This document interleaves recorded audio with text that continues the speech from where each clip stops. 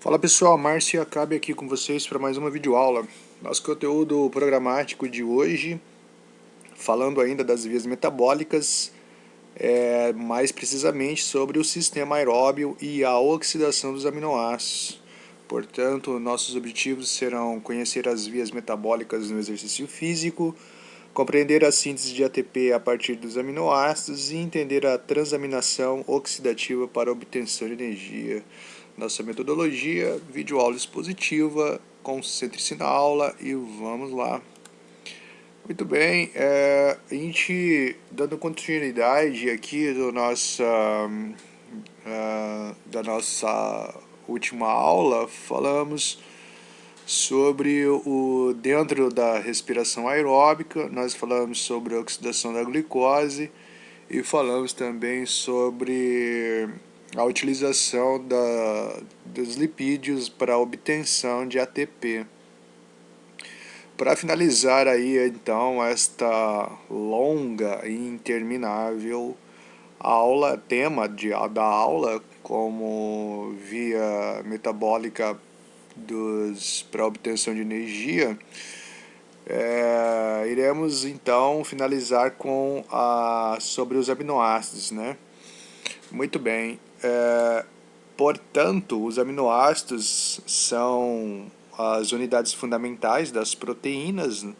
Existem cerca de 300 aminoácidos na natureza, mas nas proteínas podemos encontrar 20 aminoácidos principais. Estruturalmente são formados por um grupamento carboxila e um grupamento de amina. E o radical, que determina um dos 20 tipos de aminoácidos. Então, o caminho da utilização das proteínas proveniente dos alimentos, da dieta, onde ocorre na sua forma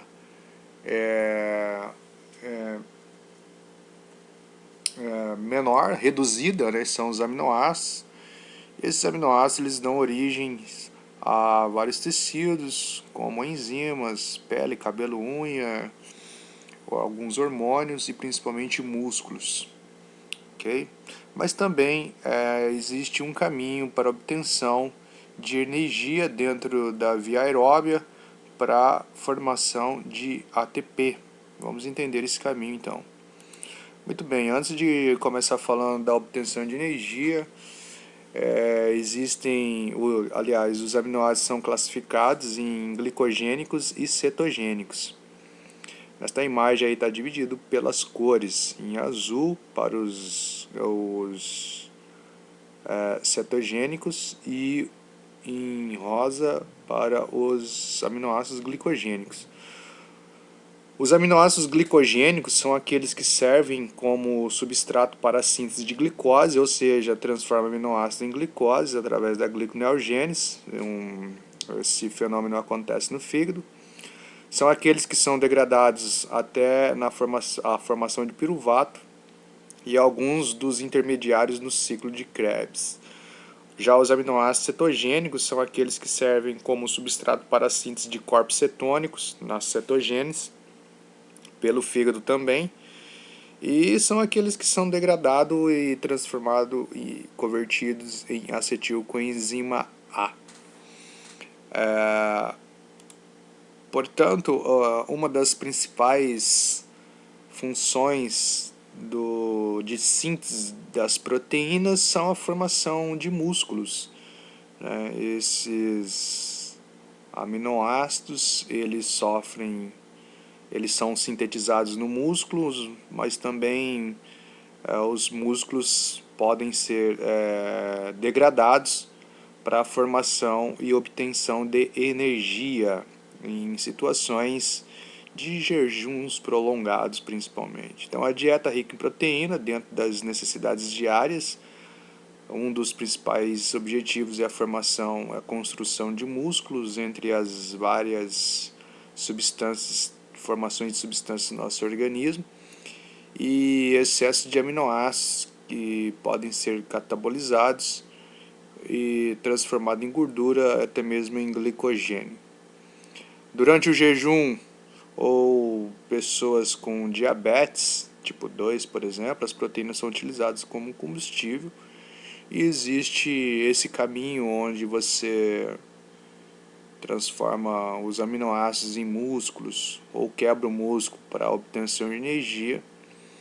Nós chamamos também de protein turnover, que durante essa dinâmica normal da síntese ou degradação das proteínas do nosso organismo.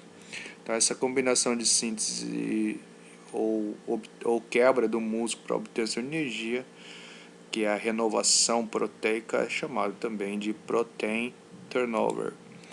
Muito bem, nesta imagem aqui nós temos, portanto, fica claro que nós temos dois caminhos para a utilização das proteínas, né?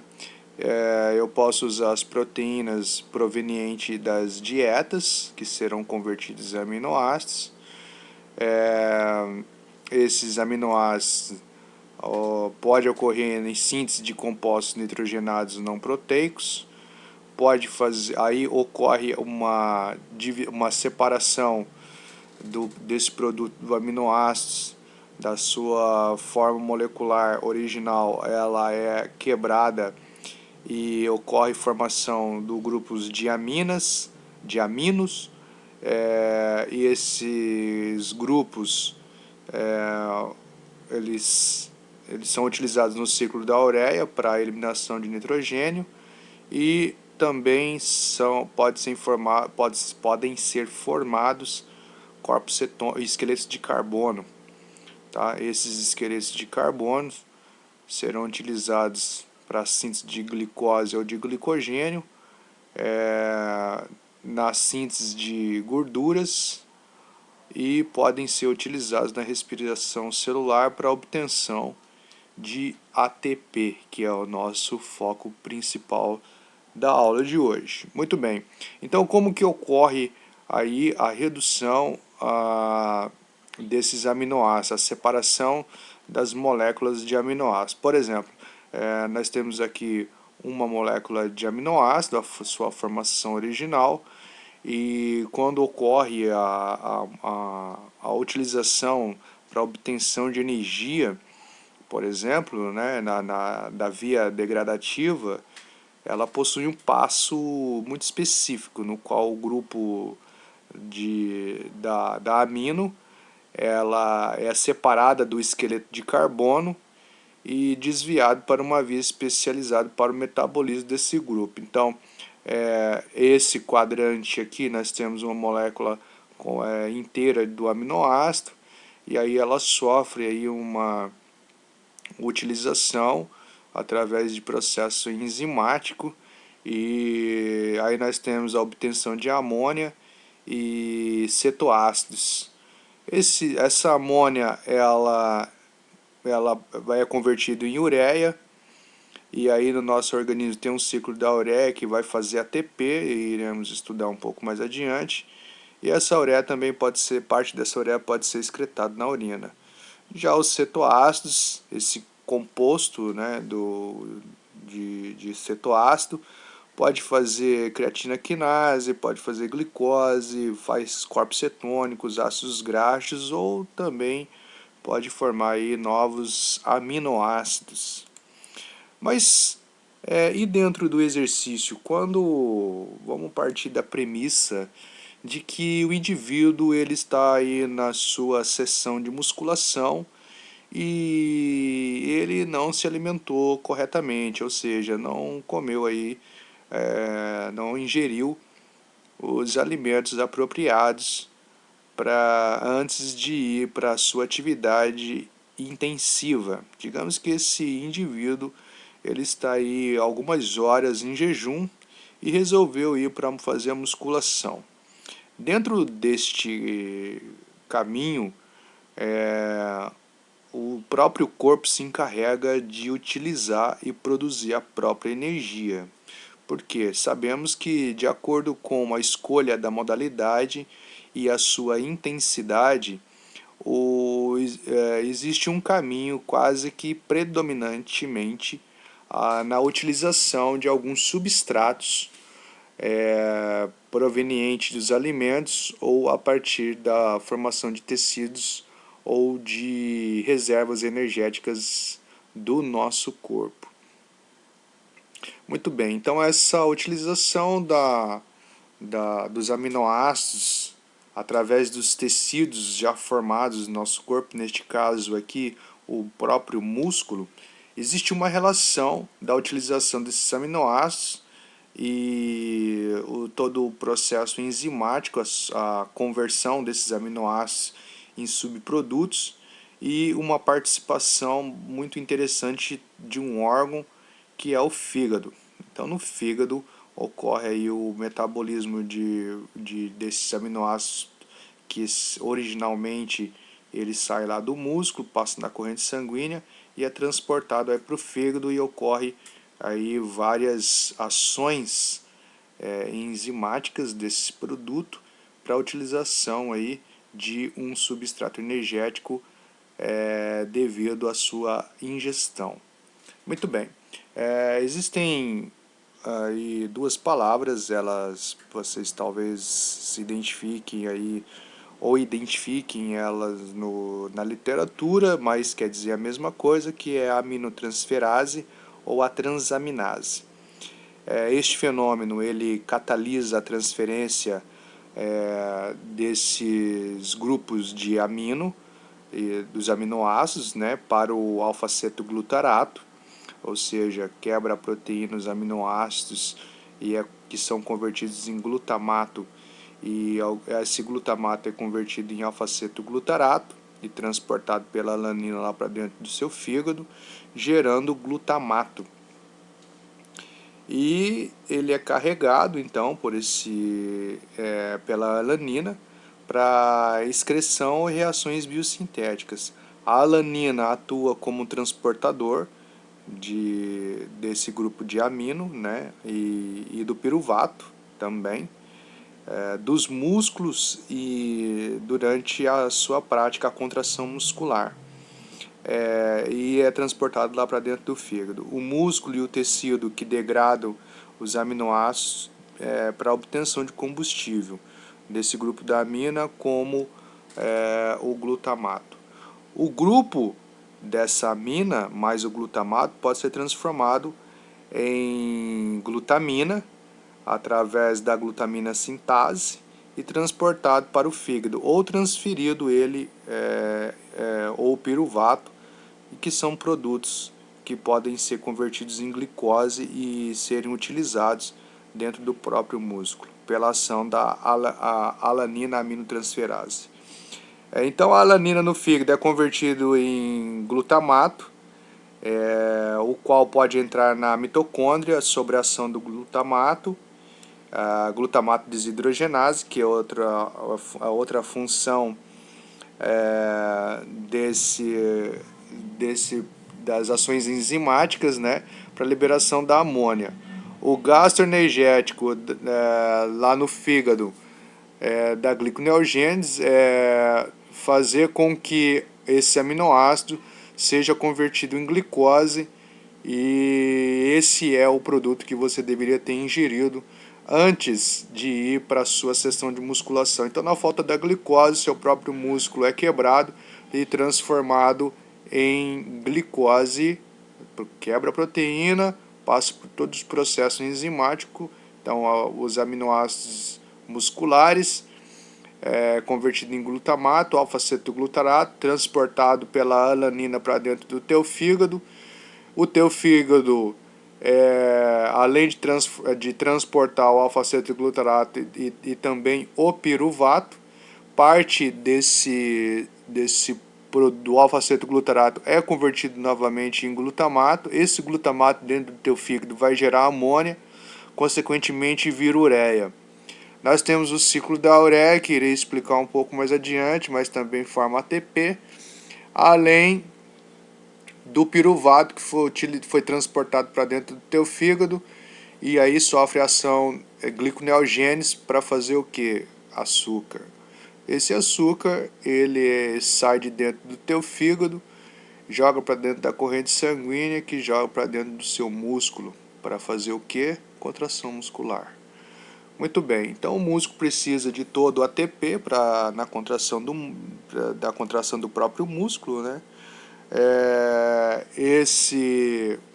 essa ureia é excretada ou pode ser usada na biossíntese aí para fazer ATP. Já o piruvato é empregado na produção de glicose via gliconeogênese dentro do fígado e pode retornar ao músculo para ser quebrado como forma de energia. O caminho parece ser um pouco complexo, mas na verdade isso aqui é um desenrolar devido a uma condição em jejum prolongado, ou existem algumas patologias também que recorre aí da utilização desses músculos para obtenção de energia e manter a sua sobrevivência. Mas como que ocorre então o processo enzimático da transformação do glutamato em alfa-cetoglutarato, né? Porque uma coisa ela não vai simplesmente ser utilizada por um caminho tão linear. Ele precisa sofrer algumas ações durante todo o percurso aí para transformação e obtenção de energia. Então, o glutamato produzido pela transaminação pode ser oxidativamente chamado de desaminação, ou seja, desaminado. O glutamato pode ser desaminado, o que resulta em alfa-cetoglutarato. E essa liberação do grupo da amino, como a amônia livre, por exemplo, tá? Que foi explicado já no slide passado. Essas são as reações que ocorrem predominantemente no fígado e nos rins e fornecem cetoácidos e amônia, que é uma fonte de nitrogênio na síntese da ureia. O glutamato desidrogenase, que é a ação da transformação do glutamato em alfa-cetoglutarato, ela catalisa a desaminação oxidativa do glutamato, o único aminoácido que sofre desaminação rápida. O glutamato desidrogenase, que é assim chamado esse fenômeno, usa o NAD como coenzima. A ação sequencial da transaminação subsequente e a desaminação do glutamato prova uma rota aí, através do qual os grupos da amino da maioria dos aminoácidos podem ser liberados como amônia, aqui como produto final. Tá? Este caminho é reverso, aqui esses riscos paralelos aqui é uma via de mão dupla, o glutamato pode ser convertido em alfa-cetoglutarato, como o oposto também ocorre, conforme mostra nesta imagem aqui. Então, em muitas reações da aminotransferase, o alfa-cetoglutarato é o receptor do grupo da amino.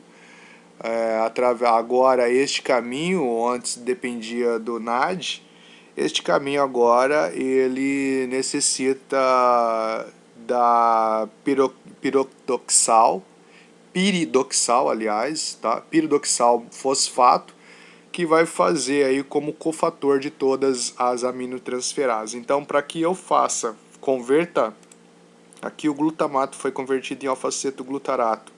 Para que o alfa-cetoglutarato seja convertido em glutamato novamente, então eu preciso da piridoxal fosfato como cofator aí para fazer essa reconversão, né, desse grupo aí das aminas. Então, existem vários outros aminoácidos que são transformados, como por exemplo o piruvato transformado em alanina, o oxalacetato em aspartato e consequentemente asparagina, o alfa-cetoglutarato em glutamato e o intermediário da glutamilfosfato pode transformar em glutamina e assim por diante. O que tem importância isso? Qual é a importância disso? Porque boa parte desses aminoácidos eles precisam sofrer essas ações enzimáticas, esses processos, para que eles façam girar o ciclo de Krebs, para a obtenção do que? De ATP. Então, quando utilizamos, resumidamente, O caminho parece simples, olhando nessa imagem que os aminoácidos convertidos em glutamato e logo gira o ciclo de Krebs e nós temos a produção de 3 ATPs.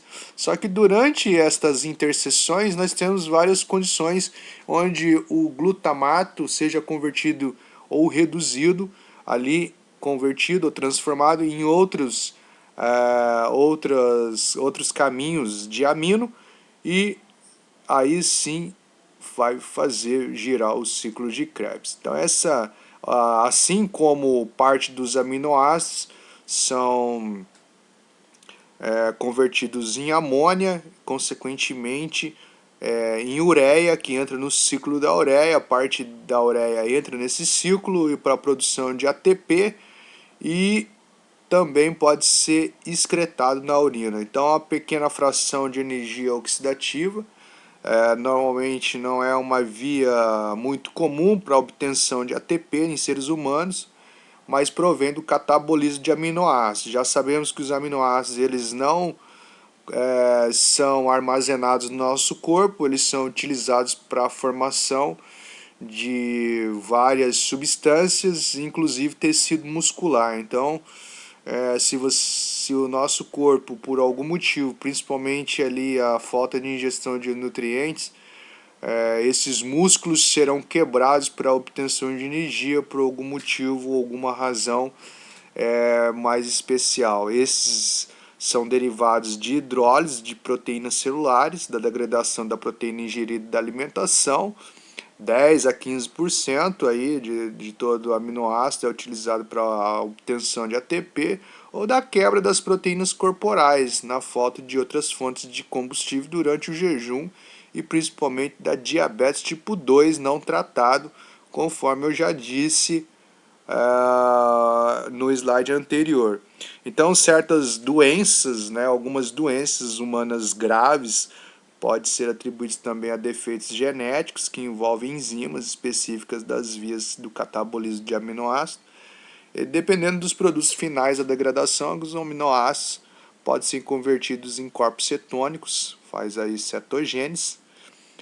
Alguns podem ser convertidos em glicose e alguns também pode fazer ambos, tanto na produção de corpos cetônicos como produção de glicose. Essas vias metabólicas, elas integram, na verdade, a degradação dos aminoácidos no metabolismo intermediário, e pode ser críticas para a sobrevivência sobre as condições nos quais os aminoácidos são uma fonte significativa de energia metabólica.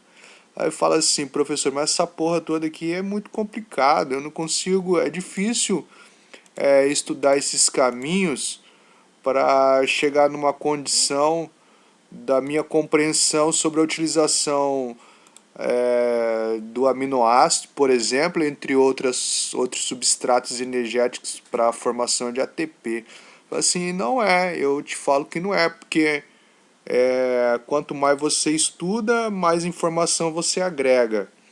E aí é o seguinte, eu lembro, não sei de qual filme eu assisti, não lembro exatamente, mas tem uma frase que eu gosto de expressar sempre, e eu falo que o estudo aqui da bioquímica, ela é como uma estrada, é como um caminho, né? Se você não sabe para onde vai, qualquer caminho serve. Então, mas quando você trilha e você sabe aonde ir e mantém uma direção e você sabe onde você quer chegar, então as coisas se tornam mais fáceis, ok? Muito bem, essa aqui foi mais uma videoaula e até a próxima.